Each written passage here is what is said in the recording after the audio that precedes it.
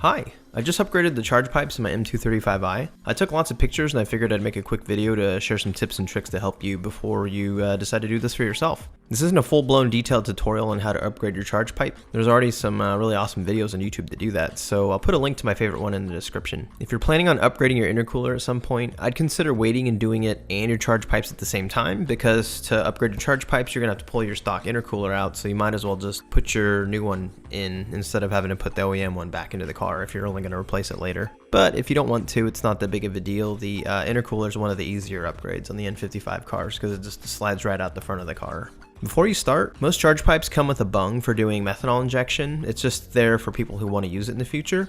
But if you don't, which most people don't end up doing that, you probably want to put some kind of thread sealer on it because you don't want boost leaks. And you also don't want it to vibrate loose in the future. Mine spun pretty freely, so it was just pretty much guaranteed to come loose after enough miles. So it's easier to do this now than to have to pull your pipes back out to fix it in the future. You'll need to reuse the charge pipe spring clips, so I'd completely remove the one on the throttle body first and then just set it aside. You basically just pull it back until it pops and then pull both sides outward to free the clips from the pipe. The inside pipe always has a groove in it, and then the outside pipe has slots cut in it, so the clips will go through the outside pipe and into the groove of the inside pipe, and that holds them together. So that's the reason why you have to pull the sides of the clips out and away from the pipes. Remove the map sensor completely after disconnecting the cable. You'll also want to remove the vacuum hose if your car is an automatic transmission model. I used a cable tie to hold the vacuum tube out of the way because later when you go to pull the OEM charge pipes out, it's going to get in your way and you don't want to accidentally damage it while you're putting a lot of force on the charge pipes pulling it out. After you've removed the spring clip from the charge pipe up by the throttle body, you'll be able to pull it off. The thing is though, it's closer to plastic than it is to rubber, even though it kind of looks like rubber, so you can't just pry it off. You gotta just pull it straight away from the throttle body. It takes quite a bit of force, so just pull pretty hard and then gently rock it back and forth and it'll eventually slide out. At this point, the only thing really holding the top end in is a little plastic ball thing that goes inside of a rubber grommet, and it kind of holds the pipe in place. But I think you pull that kind of downward to undo it, downwards and towards you if I remember correctly, but you'll be able to feel it with your hand because that'll be the only thing on the top end holding it in place. So after you undo that, the entire top end of the charge pipe is completely free. Underneath the car, assuming you've removed all the appropriate skid plates, you can now remove the intercooler. I'd start by using a flathead screwdriver and release the two plastic clips for that hose that runs across the front of the car. It gets in the way of removing the intercooler, so if you just undo those clips and they just swing open, and then pull that hose out of it and then cable tie it out of the way. That way, you know, it's not in your way. So work smarter, not harder. I'd undo the two bolts first that hold it in place. That way the hoses kind of hold it in place and it won't just fall. Then at that point, the only thing holding it in, you know, pretty much other than friction from it touching other parts is the two hoses. So I'd remove the spring clips just like you did for the throttle body. The design is slightly different, but it's the same principle.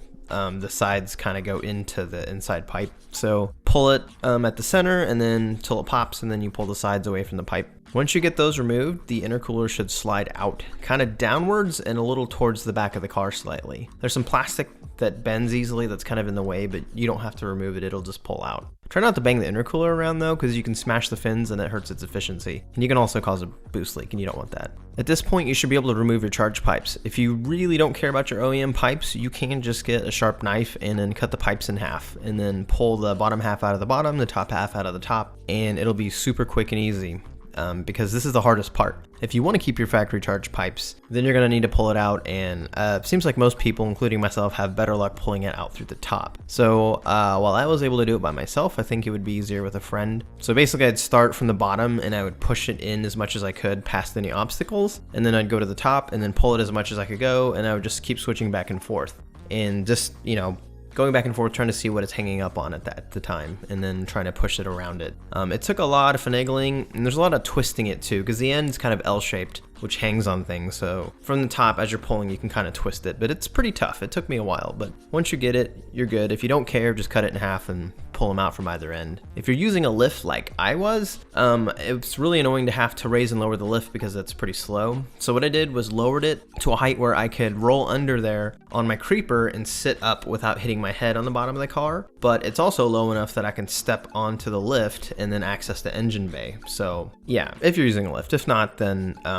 it's not going to be a problem for you. Once you get the charge pipes out, you need to remove the rubber gasket from both ends and then put them into your new charge pipes, because I don't think I've seen a single kit that just includes new ones. You don't want to damage those either, because those are holding boost. So if you damage one even a tiny bit, that could cause a boost leak, and then yeah, you don't want the boost to get out, you want that to go in your motor. I found that feeler gauges, like a really thin one, is a pretty good tool for prying them out, because the end of it's rounded and they're thin and flexible, and then you can pry them out without hurting them. If you use a really small, thin, flathead screwdriver, that could actually cut or mar the rubber, and then you might get a leak. So just be really careful when you pull them out. Make sure you remember to mount the map sensors into the new pipes. If you don't remember which way the sensor faces, just lay the old pipe on the floor and then arrange your new pipes next to it into the same shape. And then the connector faces to the right of the throttle body end, or well, the cable connects from the right.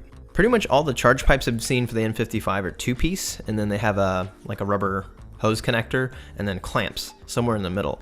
The VRSF brand is what I got, and the split is actually in a really handy location near the bottom, where I could easily access both clamps from the bottom of the car with almost no obstruction. Obviously I would need a socket extension, but other than that, I could get to them and it was perfect. In the main video that I watched, which will probably be the one I link in my description, I think they got Evolution Raceworks, I think is the brand name, charge pipes, and it looked like their split was near the top of the engine, but it's just far enough down where it's under a bunch of crap and it's in the way, and it'd be really hard to get to the clamps. Now, I haven't installed those personally, so maybe it is still pretty easy to get to the clamps, but I can confirm that the VRSF one on the rear-wheel drive M235 is extremely easy. If your car's xDrive, you're obviously going to have a lot of extra crap in the front, so it might not be this easy, so just keep that in mind. I have a rear-wheel drive car, So for putting the new pipes in, I started by inserting the top pipe and then mounting it to the throttle body, inserting the spring clip, reconnecting the map sensor and vacuum hose, so basically the top end is completely done. Then from the bottom, put the coupler, you have to put your hand up a little ways, but attach the coupler to the top end and then clamp it down tight.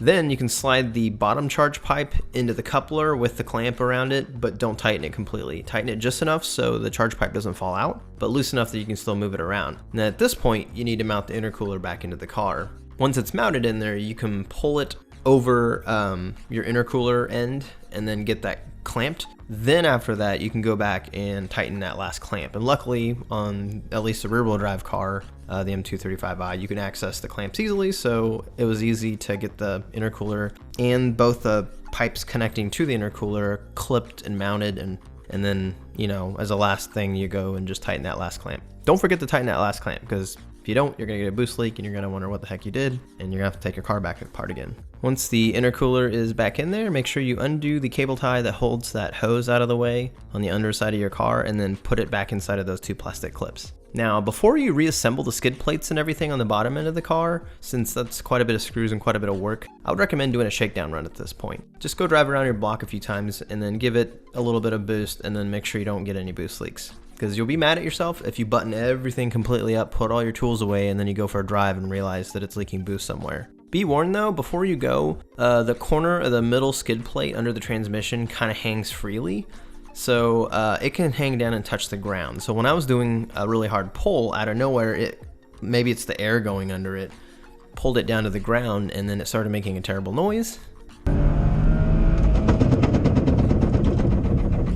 Yeah, like that. So if you don't want to deal with that, cable tie the corner up to something above it, which is what I did, and then you won't have a problem. But keep in mind though, don't go highway speeds or, much above city speeds, because it's going to act like a parachute and it's going to want to pull it down. And you don't want it to pop a bunch of rivets and screws out and then lose them, so yeah. Your shakedown run was successful. You can go ahead and reassemble everything else and you're pretty much done. It's pretty easy. Getting the OEM pipes out is really the only somewhat difficult part of this. Hope this is helpful to at least someone out there. Good luck.